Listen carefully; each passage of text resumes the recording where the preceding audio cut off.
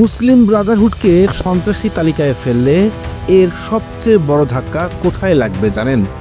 মধ্যপ্রাচ্যের কোন দেশগুলো সবচেয়ে বেশি চাপে পড়বে? মুসলিম বিশ্বে কি নতুন মেরুকরণের জন্ম হতে যাচ্ছে? পশ্চিমা বিশ্লেষকরা কেন বলছেন এই সিদ্ধান্ত আরও অস্থিরতা তৈরি করবে?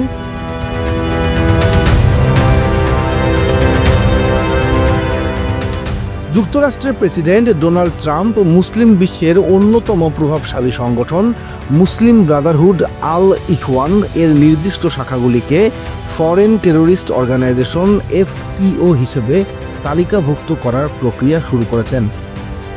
আল মনিটর, রয়টার্স, ওয়াশিংটন পোস্ট এবং অন্যান্য গণমাধ্যমে প্রকাশিত খবরে এই সিদ্ধান্তকে সম্প্রসারিত কূটনৈতিক উত্তেজনার কেন্দ্র হিসেবে দেখা হচ্ছে।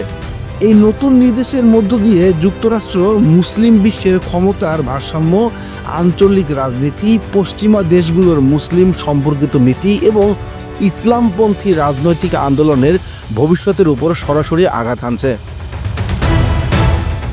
মুসলিম ব্রাদারহুড 1928 সালে মিশরে প্রতিষ্ঠিত একটি ইসলামপন্থী সংগঠন।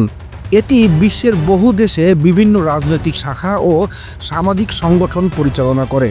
কিছু দেশে ব্রাদারহুডের শাখাকে চরমপন্থী বা সশস্ত্র গোষ্ঠীকে সমর্থনকারী হিসেবে অভিযুক্ত করা হয়।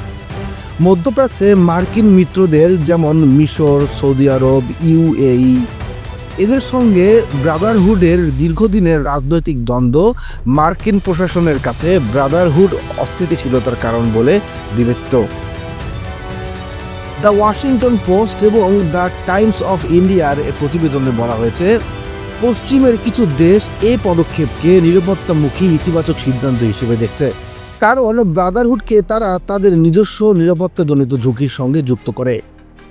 রক্ষণশীল ইউরোপপন্থী দলগুলো মনে করে ব্রাদারহুড অভিবাসী সম্প্রদায়ের মধ্যে রাজনৈতিক ইসলামকে উৎসাহিত করে। তবে এটাও সত্য, অনেক পশ্চিমা বিশ্লেষক মনে করেন এই সিদ্ধান্ত মুসলিম সম্প্রদায়ের ওপর অতিরিক্ত চাপ সৃষ্টি করবে, যার ফলে বিচ্ছিন্নতা, অসন্তোষ এবং রাজনৈতিকভাবে প্রতিক্রিয়াশীল আন্দোলন আরও বাড়তে পারে।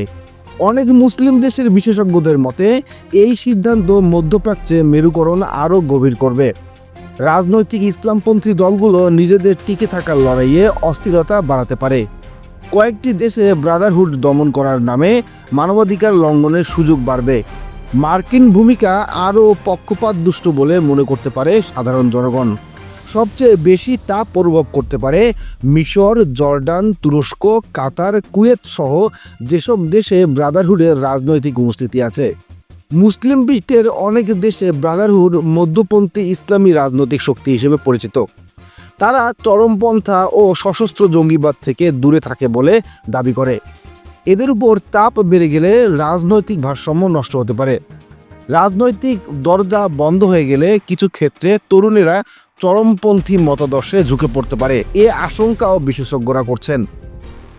যুক্তরাষ্ট্রের এই পদক্ষেপ মুসলিম বিশ্বের রাজনীতি, ইসলামপন্থী আন্দোলন এবং মধ্যপ্রাচ্যের ভূ রাজনীতির উপর গভীর প্রভাব ফেলতে পারে। একদিকে নিরাপত্তা বিষয়ক উদ্বেগ, অন্যদিকে রাজনৈতিক স্বাধীনতা, এই দুইয়ের সংঘর্ষে ভবিষ্যতে নতুন অস্থিরতা দেখা দিতে পারে।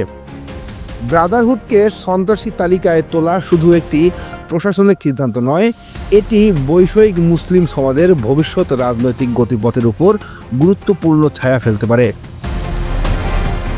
আপনি যদি এই ধরনের আরও আপডেট ও বিশ্লেষণ পেতে চান, তাহলে এখনই আমাদের ইউটিউব চ্যানেলটি সাবস্ক্রাইব করুন এবং পাশে থাকা বেল আইকনে ক্লিক করতে ভুলবেন না।